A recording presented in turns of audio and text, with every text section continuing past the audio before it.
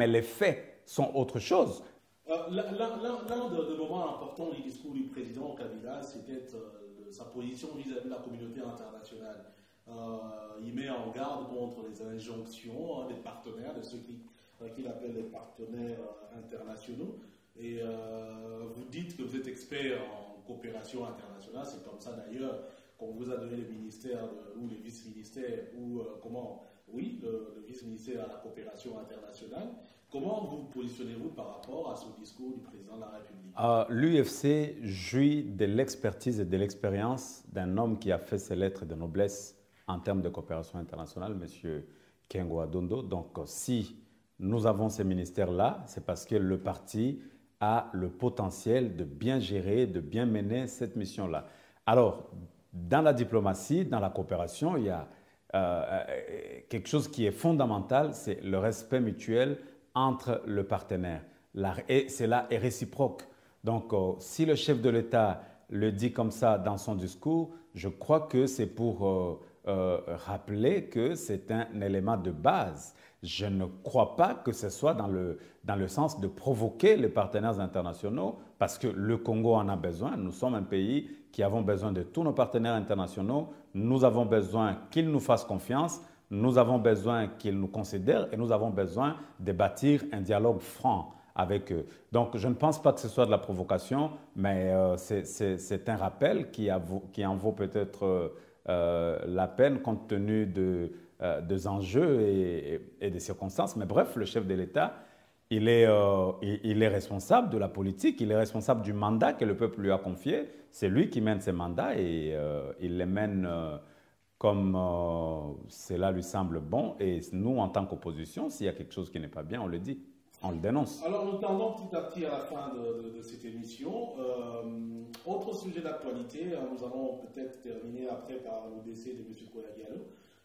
Mais quand le gouvernement a été mis en place, on a remarqué presque avec la surprise générale que c'est toute la direction du MNC qui a été dans une certaine mesure décapitée.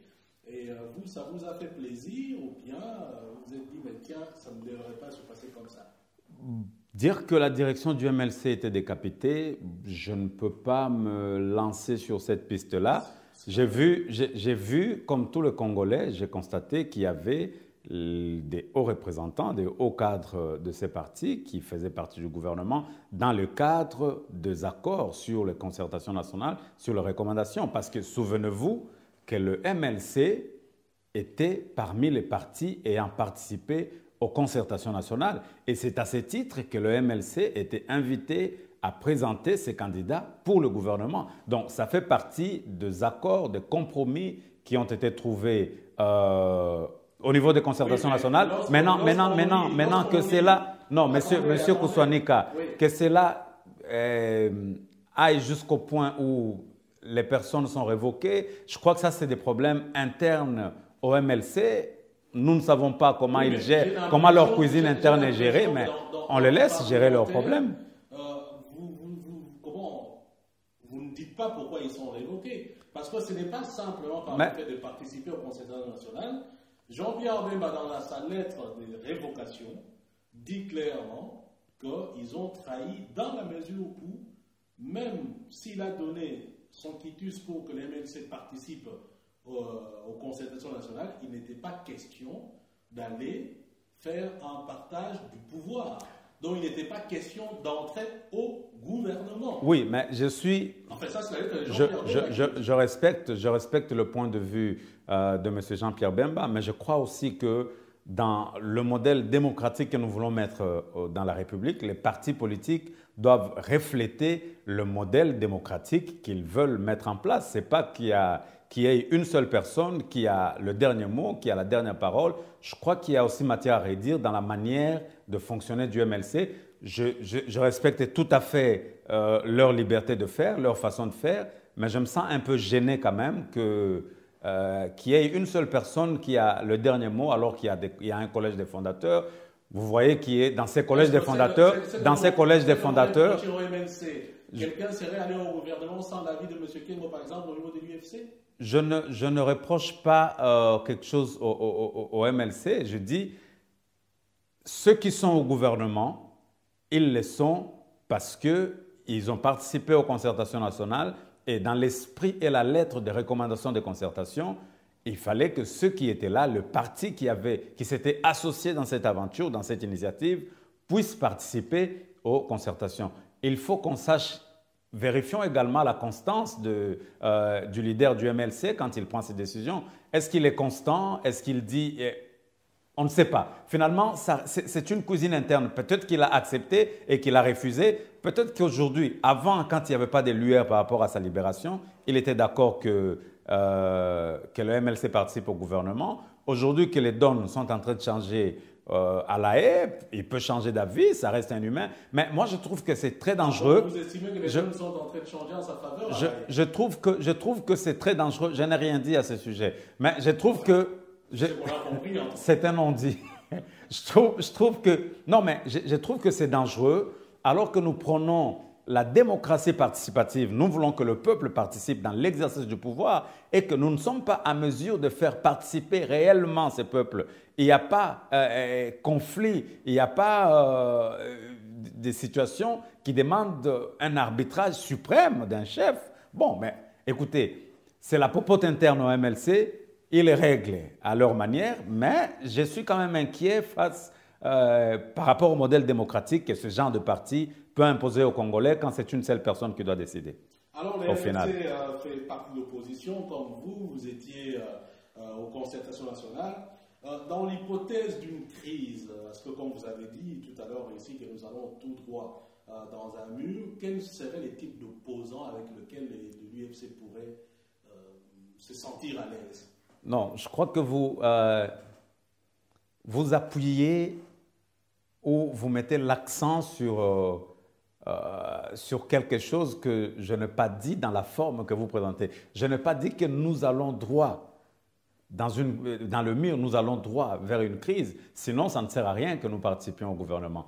Nous sommes là pour éviter qu'il y ait tout dérapage. Nous sommes là pour recadrer les choses, pour aider à ce qu'on atterrisse en douceur. Et même s'il y a des couacs sur le parcours, même s'il y a des événements inattendus qui se présentent, que nous soyons à mesure de nous concerter, de discuter et de trouver des solutions consensuelles. J'insiste, le mode de gouvernance vers lequel nous allons maintenant, c'est la gouvernance consensuelle. Ce n'est plus la gouvernance monolithique où un seul groupe d'individus, soi-disant d'une majorité ou d'un parti politique, puissent gérer à eux-mêmes le pays. D'ailleurs, c'est aussi l'observation vous comprenez un peu la tautologie de certains observateurs, que dans les faits, il sera difficile d'organiser des élections en 2016, compte tenu de certains paramètres qu'on peut tout à fait comprendre, l'absence de la législation par rapport à la CENI, l'absence des moyens, et puis le temps qui court.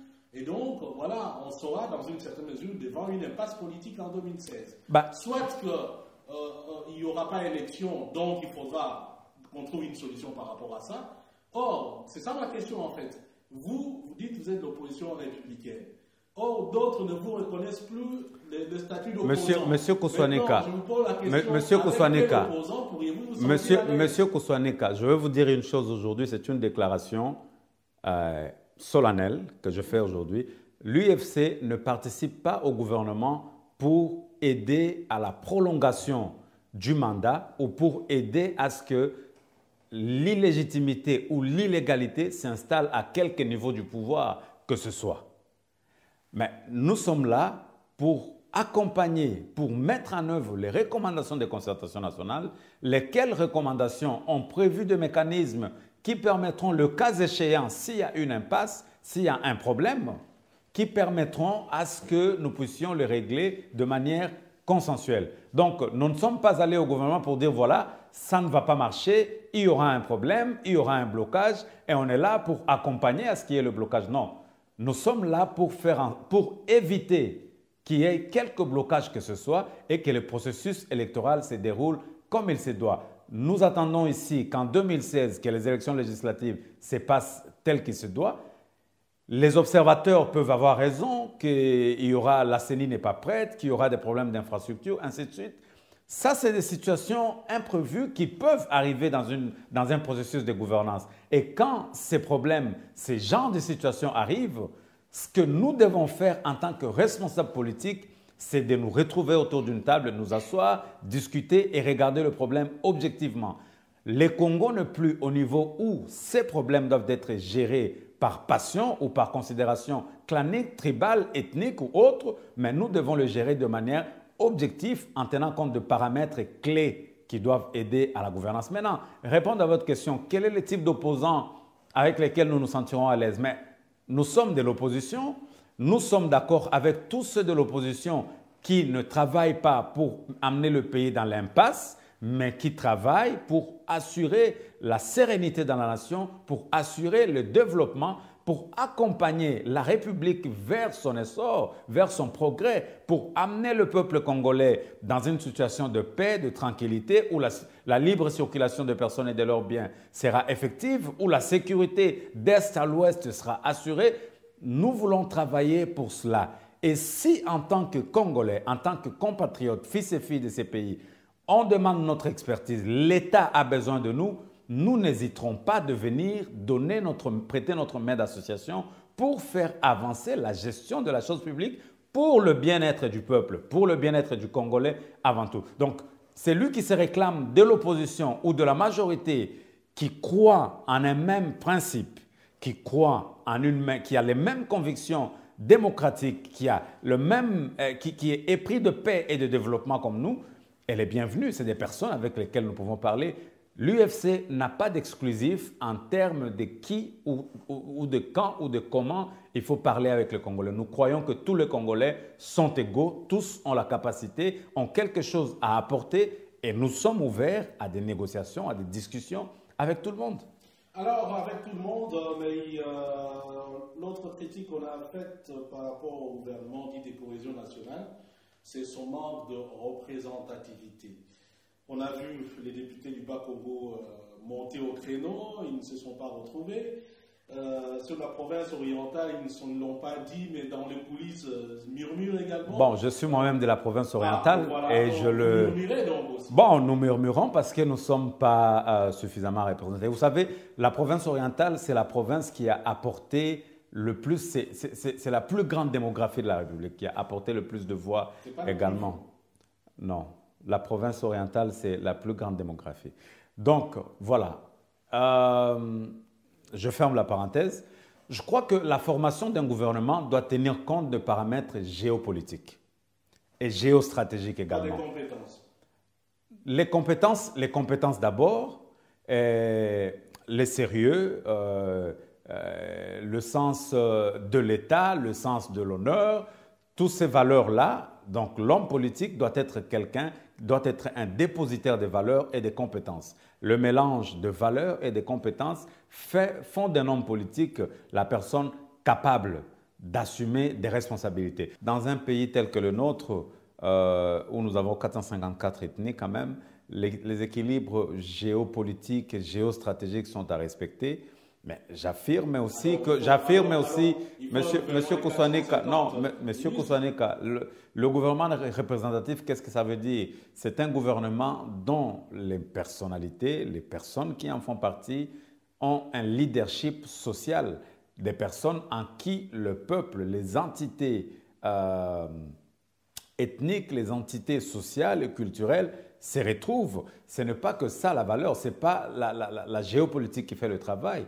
Mais il y a des valeurs républicaines, l'honnêteté, le sens du devoir, le sens du travail, la probité morale, qui sont des valeurs qui doivent entourer un homme politique et la compétence.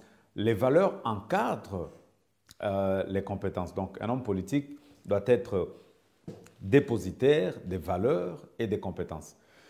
Je crois que s'il y a des plaintes, il y a des mécontents, c'est tout à fait normal.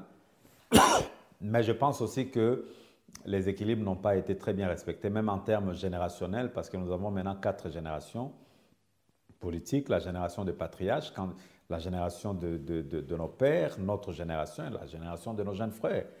Donc je crois que toutes ces 4 générations doivent être représentées. Et surtout quand on parle de la cohésion nationale.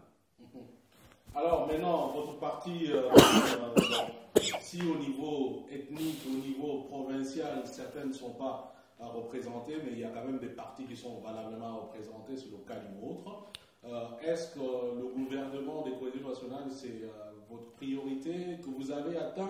Je crois que sont les comment non, je crois que les priorités, les projets futurs. Non, dire que notre parti est représenté et qu'il a atteint le point ultime, il a atteint ses objectifs. Non, comme tout parti politique, nous travaillons pour la conquête et la conservation du pouvoir.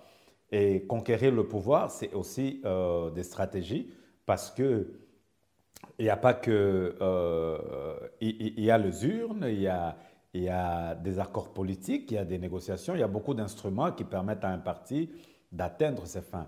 Mais nous n'avons pas encore atteint nos fins parce que l'UFC, c'est un parti jeune. Nous avons un travail d'implémentation sur terrain. Nous avons implanté le parti à travers la République. Et d'ailleurs, j'en profite ici pour lancer un message à tous les hommes et toutes les femmes de bonne foi. J'ai lancé un message à nos compatriotes, personnes animées de bonne foi, les hommes et les femmes qui ont des compétences, qui ont des mérites, qui ont des valeurs, qui croient pouvoir apporter quelque chose parce que, contrairement à d'autres partis, l'UFC est attaché aux compétences et aux valeurs. Alors ici, je m'adresse à ceux-là qui en ont marre d'être exclus dans des partis à caractère tribal et qui ont vraiment besoin d'exercer leurs compétences, de mettre leur mérite au service de la nation. Vous êtes les bienvenus à l'UFC. Nous allons commencer maintenant, nous allons battre une campagne importante pour mobiliser nos bases, redynamiser le parti parce que nous en avons besoin.